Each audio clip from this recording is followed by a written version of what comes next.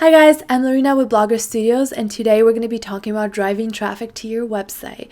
So I gathered some questions that I get asked pretty often, and I put them together down in 5 questions for a quick snippet of how to drive traffic to your website. So without further ado, first question is, what are some ways to grow traffic to your website, whether it's an online store, a blog, a service company, a service business, or etc. So everybody wants to know, how do we grow our audience? How do we get traffic to our website? Because as we all know, we can spend hours creating this beautiful website, but if there's no one on it, there's no purpose for it, right? So there are actually 2 ways to drive traffic to your website. There is organic traffic, and this means everything that, like social channels, email, everything that you don't have to pay for. And the second one is paid traffic. So this is where your ads come in, or it could be something like a podcast. You paid for an advertising in a podcast, or you paid for a slot in a magazine. Whatever it may be that you pay for and you have a budget for, that is called paid or paid traffic. And everything that you don't pay for is called organic traffic, because they naturally come to your site. And then getting into it a little bit further is, can you elaborate more on paid traffic and tips for it? So I have been doing digital marketing for 6+ years now, and I've seen ads change and grow, and seeing how different businesses can make the best out of these.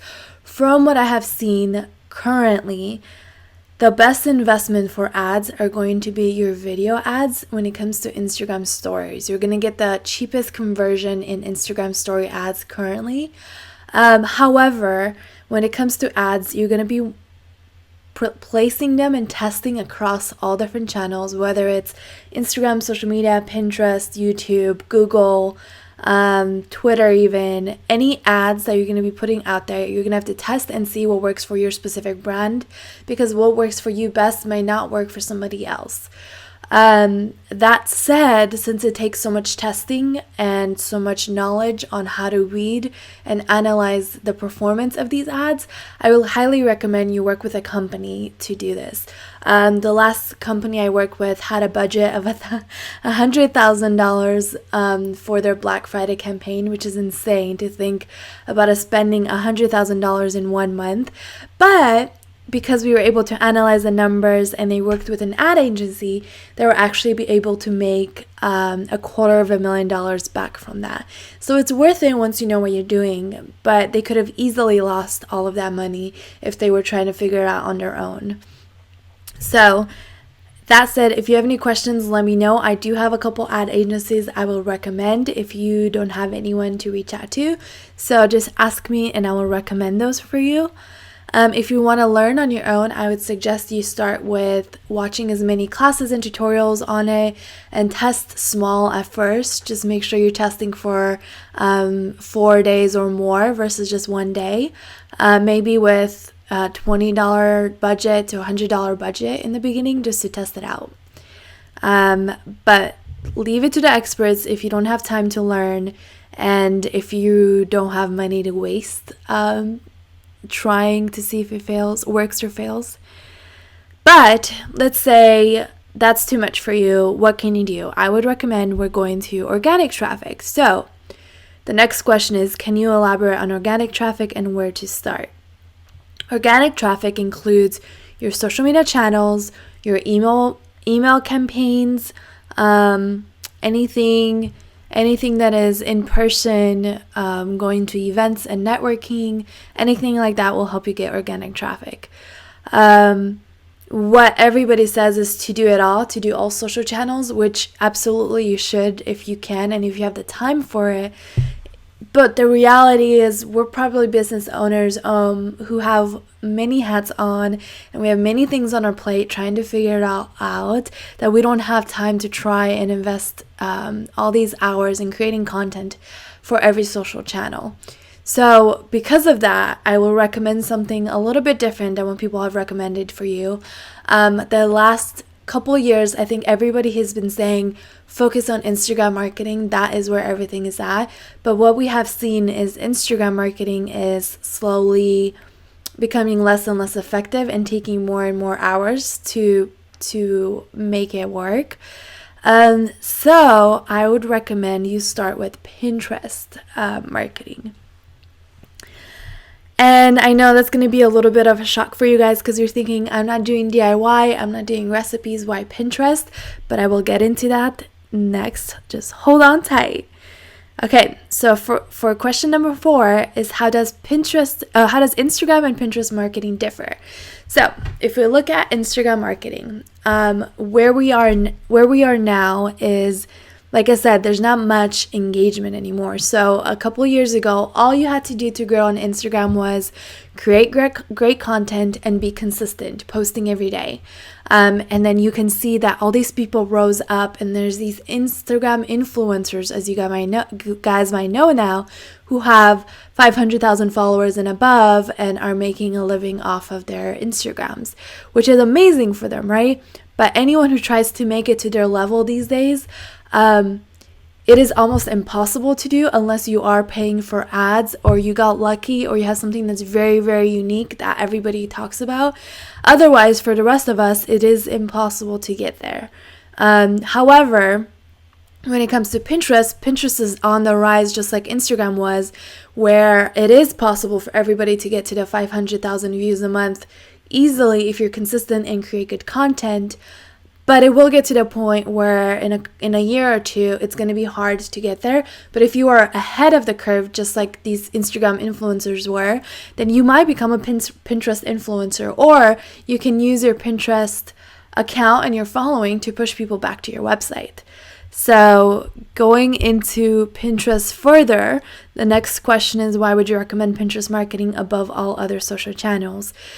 There are a few reasons. One, when we talked about Instagram marketing, the average great engagement for an Instagram account is 2%. That was 7% last year, so it's dropped significantly already, which means people are seeing your content less and less, and they're engaging with it less. But average engagement on Pinterest is 20%. That is insane. And that's if you're a regular Pinterest account. Now, if you are a Pinterest account within the travel domain, food domain, home decorating domain, Disney account, anything of those sorts, you're going to be up in the 80%, which is engagement, which is unheard of on Instagram. You're not going to get anything close to that. And it's a lot less work to get to that level. So from my experience, what I've been seeing with clients and just researching other brands is it only takes around 4 hours a month to create your whole content and engage on Pinterest, versus, you know how much time it takes to create a daily post on Instagram and engage on Instagram. It's going to take you 20 hours at least a month to do. So that's why I'm very excited about this. I wanted to show you a couple things. One, there's this website called SimilarWeb, and what it does is it analyzes the traffic of different websites. So if I'm looking up Anthropologie, for example, it just pops up because it's a popular website, of course. Everybody loves Anthropologie. It shows you different things just as if you were to peek in their Google Analytics. It gives you a sneak peek of it. Now, if you pay for the full price, it will give you everything, although it is pretty much unaffordable for most people because it's around thousands of dollars a month. But the free version is great for most people just to see it. For me, the first thing I look at is the referrals, which means where is their this is in March. So where is their traffic coming from in March? From this one, like for example, BuzzFeed and the Knot.com and ShopStyle, RewardStyle, these are the affiliate programs they work with. So that's really great to know. There's also the search area, which you will see what are keywords that people are putting in Google to find their website. For them, it's pretty straightforward. They put in their keywords because they made themselves such a huge brand. And then we can look at their social. Now, under social is display, which means paid ads, and social means organic. So this is their organic traffic. And if you look at it, Pinterest is bringing in almost double what Facebook brings in. So 49%, almost 50% of their traffic from social media is coming straight from Pinterest. And I've done this with hundreds of other websites, and it's all the same. All this traffic to these websites are coming from Pinterest, and if not, it means they don't have a strategy on Pinterest at all, and they're not pinning at all. So this is a big realization for me, and I got really excited just thinking how many businesses can take advantage of this at this time. That I researched for about a year, and I put together a full-on course on how to do this, on how to get started. I tested it with multiple brands. There's a client I was working with that I was able to get their account to 1 million views a month on Pinterest. With only 90 days. For mine, I was able to get it to 710,000 views a month, and that was again within like 90 days of trying. And then just to go onto some Pinterest facts, so looking at anthropology and how Pinterest is double the traffic on Facebook, this goes straight from their facts. So Facebook is the biggest platform out there with 2.32 billion users. And Pinterest is a little baby one compared with 250 million users. However, Pinterest drives 33% more traffic than Facebook, which you were to think, wow, that is insane. Like, how does this little social channel drive so much traffic? How is it that it drives almost double traffic even though Facebook has billions more users? And it's pretty straightforward. The reason being is Pinterest from the beginning has programmed their audience to click on images. Every image, if you look on Pinterest, every image is linked. It has a link to it, and people are used to that. For example, if you see a link on Instagram or you see a link on Facebook, you automatically think, oh, this is an ad, or oh, they want something from me. They want me to click on something. So you're automatically turned off. When it comes to Pinterest, people are programmed from day one that every single post has a link. And because of that, they're programmed to click these links and to go to the people's websites. So, because that is why there's so much more traffic that is being driven from Pinterest. There's also one more benefit to that. It's not only traffic, it is sales. So 90% of weekly users who use Pinterest make purchasing decisions with an average cart of almost $59 in their cart. That is a huge transactional value if you're into e-commerce and you know these numbers. But again, we're asking why? Why is Pinterest a place that there's so many shoppers? Well, again, Pinterest has programmed from the beginning that you can purchase things and you can create boards that are wish lists, or you can create and design your dream home. And within that dream home board, you have all these products that are linked in there, or inspirations of products from brands that you're going to shop later. So because of that, people are programmed to click and they're programmed to buy. And last but not least, the last fact and the reason why I think you should use Pinterest above other social channels is the content is evergreen, which means this pin from 7 years ago can still perform really well. Something from years and years ago can still perform, versus Instagram, the lifespan of one post is maybe 3 days. So after 3 days, people are not really interested in your post anymore. It's outdated. But most of the pins from Pinterest are evergreen, which means you can repin and it gets new life and more people see it, and it goes on and on and on, and it just lives continuously, which is why you're putting in less work than posting every day on Instagram, where you're just creating a consistent schedule, you're scheduling everything out, and then you're letting it do the work for you so you can focus on other aspects and other parts of your brand. That is it for the questions. I do want to say one more thing. Just like Instagram now has Instagram influencers, I do believe there's going to be a group of Pinterest influencers.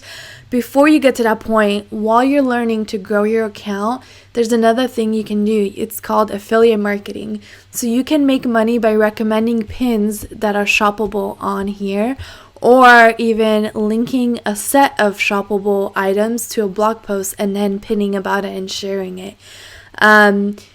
So if you want to make some side money through Pinterest, and because it's so easy to grow it now if you're consistent with it, then I highly recommend you look into my course just so you can learn more about affiliate marketing, what affiliate programs to sign up for, how to display your products, and all of that.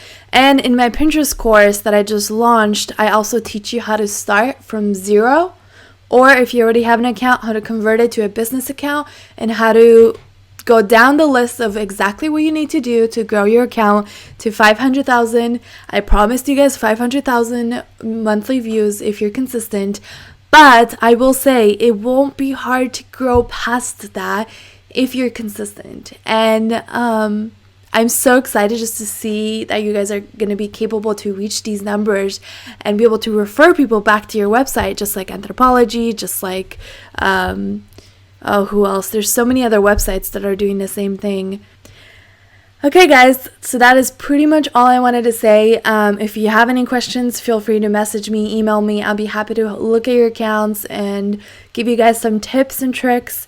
But if you're starting from scratch, or if you're really serious about this and you want to get ahead of the curve of everyone else, then I recommend you jump on it now. And take the course, and it will walk you through step by step. There's 3 levels of the course if you want.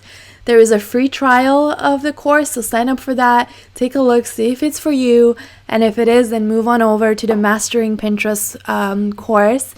And after that, the next level is marketing with Pinterest, affiliate marketing, and ads with Pinterest. Yeah, I'm so excited for you guys to do this and to learn and to put less work onto your social channels so you can focus on what you're great at, and you can focus on making this world a better place with your specific talent, and not be drained by putting all your hours on social media and it not being working. So please, please, please let me know how it's going for you. Screenshot your Pinterest before and after. I would love to see the difference. KK! Mwah! Did I say KK? I mean ta-ta. Like ta-ta for now. Ta-ta. And even that, like, why would I even say that?